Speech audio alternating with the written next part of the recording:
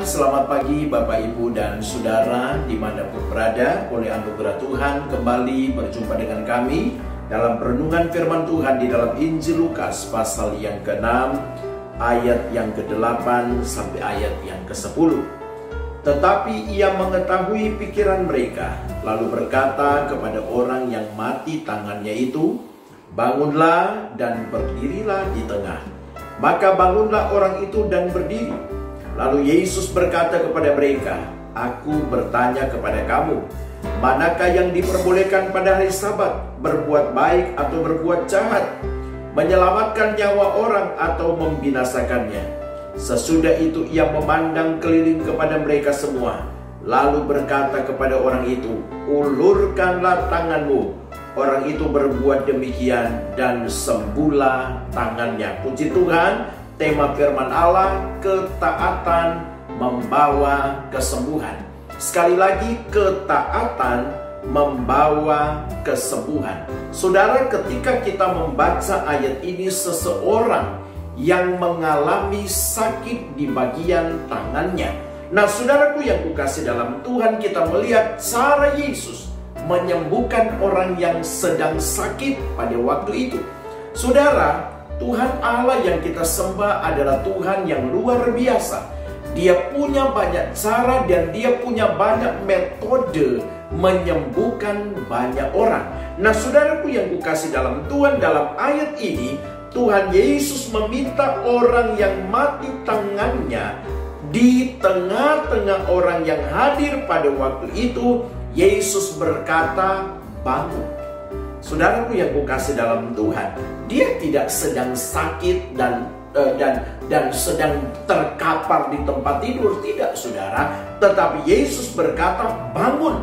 Maksudnya adalah bangun dari keterpurukan hidupmu, bangun dari kebiasaanmu yang merasa sakit dan sudah tidak bisa berbuat apa-apa. Itu sebabnya pengertian Yesus berkata bangun memiliki pengertian yang sangat dalam.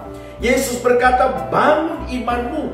Dan saudara, tidak berhenti sampai di situ. Yesus juga berkata, "Mari berdiri di tengah." Saudara, Tuhan Yesus ingin menguji bagaimana iman, bagaimana langkah daripada orang yang sakit waktu itu. Yesus berkata berdiri di tengah. Artinya jangan hanya diam saja, tetapi dia harus bergerak. Dia harus melakukan sesuatu. Dia harus maju untuk mengalami kesembuhan. Dan saudara, dan pada waktu itu Yesus juga berkata, "Ulurkan tanganmu." Saudara, bukankah tangannya yang sakit?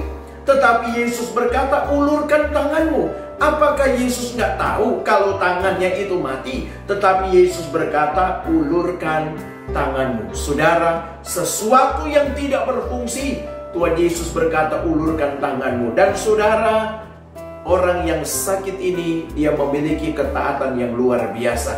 Dia tidak berpikir bagaimana caranya dia harus sembuh. Dia tidak berpikir kelemahan tubuhnya. Dia tidak berpikir dia tidak bisa melakukan itu.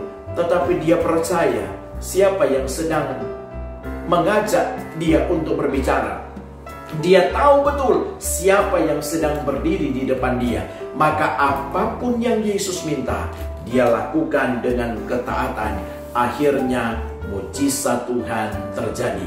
Bapak, Ibu, dan saudara yang diberkati Tuhan, mungkin saat ini engkau sedang sakit, engkau sedang bergumul dengan kesehatanmu. Saya percaya Tuhan punya maksud.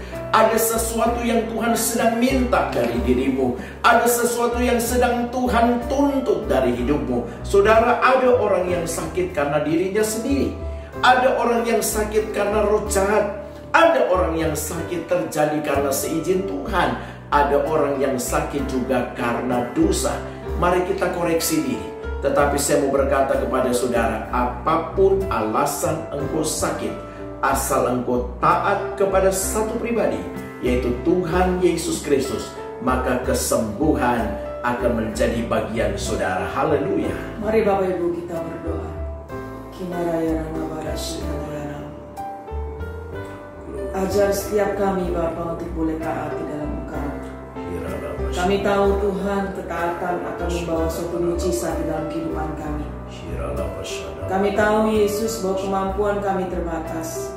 Tapi kami percaya Tuhan saat kami mau melakukannya, saat kami mau melakukan dengan ketaatan, saat kami mau melakukan dengan kasih kepada Engkau, kami percaya Engkau Tuhan yang akan memampukan setiap kami.